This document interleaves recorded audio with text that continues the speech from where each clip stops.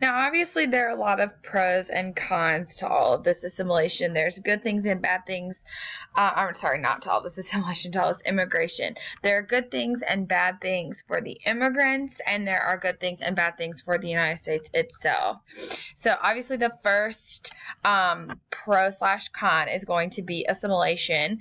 Assimilation is essentially sort of melting your old culture away and taking on the culture of someone else. So becoming part of a new culture. So many immigrants, when they come to the United States, they stay in ethnic neighborhoods in the United States. So, I mean, which is logical. You know, like you move to a different country, you want to be, you're in a brand new place, you want to be around people who share the same values as you, the same history as you, celebrate the same holidays, practice the same religion, speak the same language.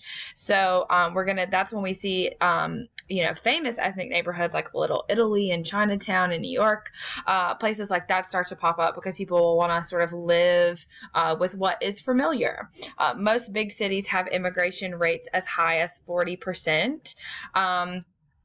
New York is sort of the next level of that. It is its own immigration monster because when you come to the United States from Europe, that's where you dock. You dock in New York, like we talked about Ellis Island. And some immigrants have money to move past that. They'll move to Boston, other places, but a lot of immigrants can't, and so they decide, you know, they get to New York and like, this is where we're staying. So during this time, 4 out of every 5 New Yorkers was foreign-born or had foreign-born parents, which is an incredibly high number to have that. I mean, so it basically, New York, while we say that the United States is a country of immigrants, New York was truly a city of immigrants. Americanization programs are going to be set up. Americanization programs taught English. That's what you're seeing a picture of right here. They taught English, they taught American style dress, American customs. So a program to sort of help. They were sort of, it was like classes you could take. It was obviously optional. We weren't requiring anyone to do this. But it was basically a program that you could go through to help you assimilate easier into American culture. Some groups set up their own ethnic social groups and organizations like the Polish National Alliance. Organizations like that were set up in the United States. This is when we really start calling the U.S. a melting pot. You know, we've got all these different ethnicities and cultures and religions and backgrounds all melting together in one thing. And when you assimilate, you take on the part of a new culture, your own culture, your old culture sort of bleeds into your new one a little bit. And that's, you know, a lot of the customs that we have in the United States are really all the customs we have in the United States are just sort of a combination of different customs from around the world that we've sort of stolen or taken on from all of these immigrants that have come to the United States sort of in the past 150 years. As generations go on, Americanization becomes stronger. You know, someone who moves to the United States, their children are going to be born in the U.S. They're automatically going to be sort of growing up in a much stronger American quote-unquote culture than their old one, and then their kids and their kids, and it just sort of begins to snowball from there.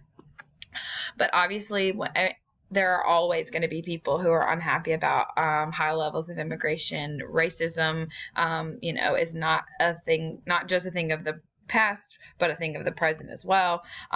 So nativism is going to be very popular. We talked about nativism in American History 1. Nativism is the belief that native-born Americans, native-born white Americans, are superior to newcomers and immigrants. So people were just very paranoid, very suspicious of every little difference. And so obviously discrimination against people who look the most different is going to be the highest. And that's immigrants coming from Asia, specifically the Chinese. So in 1882, we passed the Chinese Exclusion Act, which stops, this is an actual law that the United States passes.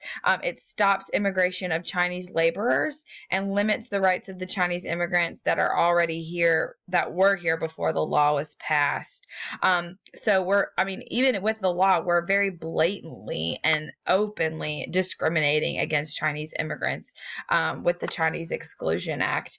So we had said that we sort of reached our limit of the number of Chinese immigrants that we were going to take, and then we start cracking down on the ones that already live here. Things got so bad that people from China would stop visiting China. They stopped returning to their families there because they were worried that if they left and went to China, they wouldn't be able to come back. So once they got to the United States, they just sort of remained here and cut off from the rest of their family back in China. Sorry. Congress also forbids the entrance into the United States of anyone deemed a criminal, anyone that we could say was immoral, a pauper, or likely to be in need of public assistance. Basically, we're using this law to bar poor people and handicapped people, arguing that, you know, when they come here, they're a drain on the public, and, you know, they come to the United States and then we have to take care of them. That's not good, and things like that, which is a really unfortunate situation. So the impact of all of this immigrants, though, is overwhelmingly a positive one. The massive amount of immigrants we have coming to the U.S. fuels all of that industrial growth. They're also going to impact the political arena by voting. Their own traditions are going to be linked to American ones. They're going to be involved in unions.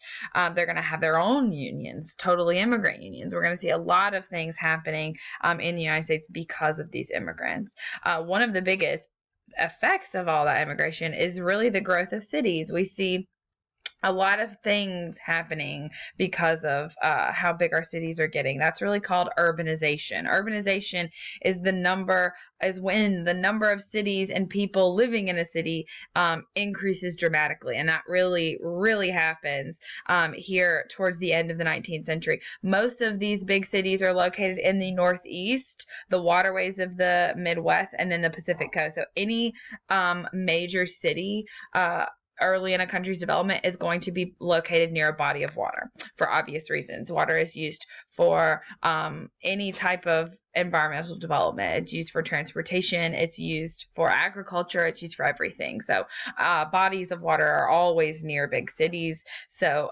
that's why we have New York, Boston, Baltimore, those places in the north, places further Midwest like Chicago, and then obviously the Pacific Coast, places like San Francisco. All of those are located near bodies of water. So cities are really magnets for immigrants as well as rural migrants. We've talked about migrants before. Remember, migrants are people who move from one place to another within a country. So people moving from abandoning small towns, farms, places like that, moving into cities. There are more job opportunities in the city. There are more educational opportunities in the city. It is a very difficult life in the city, but for a lot of people, they still think it is a better opportunity than the country, just because of the job opportunities and the educational opportunities. There's also a lot more transportation access readily available. Things like electric streetcars you see in this picture, trains, commuter trains, subways, things like that make getting around so much easier. Nothing like that exists in the country or in rural areas at all. So by 1900, like I said, over 40% of the people living in the United States are foreign born. Those are very high numbers. Most of these people are working in factories, and most factories are located in cities. So you can see why immigrants are a huge portion of the reason of all of this urbanization and city growth. Migrants, like I've said, are the other big reason. It is a shockingly different environment from the farms that they're used to. A lot of times these factories would pay in cash, which was awesome for a lot of these people. It made budgeting and just financial issues all around more stable. Minneapolis and Chicago are really going to be two cities that explode from the influx of farmers from the Midwest. Both of those cities really become as large and as popular as they are today because of all of those migrants coming from farms. All of this growth and everything is sort of keeping us on the path of progress, and we're going to see a lot of new technology put into the city to sort of keep up with that urbanization, make overpopulation less of an issue. Obviously, when we run out of space to build on land, the next option is to begin moving up. So we're going to start to see skyscrapers built in big cities. Skyscrapers are buildings that are 10 stories or taller, built with steel. Now, we've talked about steel before. Remember, we've got that new Bessemer steel from Henry Bessemer that is lighter and stronger. The picture you see up there is the construction of the Rockefeller Center building. So you can see Central Park behind them. This is a real picture. This actually happened. If you go to Rockefeller Center, they've got like a beam at the bottom that you can like sit on and take your picture. It's pretty cute. So before this, as soon as we get Bessemer steel, it's obviously like, yes, we can begin to build up, but we didn't really have safe elevators. We had elevators that existed, but it was one cable, and if that cable broke, your elevator was crashing down. So elevators weren't really a popular item, and obviously you don't want to build a building that's 10 stories tall if all you have is stairs. But in the later 1800s, we get a safe elevator because a guy named Elisha Otis built the first one in the 1850s. So if you are ever in an elevator and you look up and you see the name Otis, it's an Otis brand elevator. That came from Elisha Otis, the guy who invented that first safety elevator. It has sort of like a second set of cables that if the cables holding the elevator up should snap, the elevator will not crash down. It will just simply stop. In the 1870s, we also get central heating, which really, I'm sure you can imagine, is going to help the whole idea of building a bigger building. When you only have one heat source, you can't build a very large or tall building because the majority of the building would be cold. But once we have central heating, we can heat the entire building. And so really during this time, architecture is going to become a career. Now that we're able to build such tall, massive buildings in the United States, we can that can be an entire business in itself, designing these buildings and creating larger spaces for living and business and all sorts of stuff in the city. Electricity is, going to have a massive impact on this. This is an electric streetcar we've talked about before. In 1888, we get our first electric streetcar in Richmond, Virginia. This is going to sort of lead us into mass transit. Mass transit is public transportation systems that carry large numbers of people for a fairly low cost. Public buses, so like GTA is public transit. Any subway system is going to be public transit, things like that. Electricity makes mass transit possible, and it makes it less expensive because we don't have to have coal. We couldn't use coal in a subway system, so electricity makes that possible. So thanks to electricity, we have our first subway system, and a lot of people are going to start moving out to the suburbs, the outskirts of cities, because before all of this public transit, if you had a job in the city, you pretty much had to work in the city because you're most likely going to be walking to work every day. You needed to live near your job. Sorry. Now that we have streetcars and commuter trains and subways, you can live outside of the city and then just simply take public transit into your work. City planning is going to be a major part of keeping all of this urbanization on the right path and not out of control, not chaotic. Mass transit allows for different sections of the city to be made for different things. So if you've ever been to New York City, you've probably noticed that there are sort of different parts of New York that are sort of designed for different things. We have the meatpacking district, the financial district, things like that. So we're going to be building a lot more public spaces, such as libraries and government buildings. We're even going to have some man-made parks. A man named Frederick Law Olmsted is going to be the designer of our most famous man-made parks, like the one you see pictured right here, which is Central Park.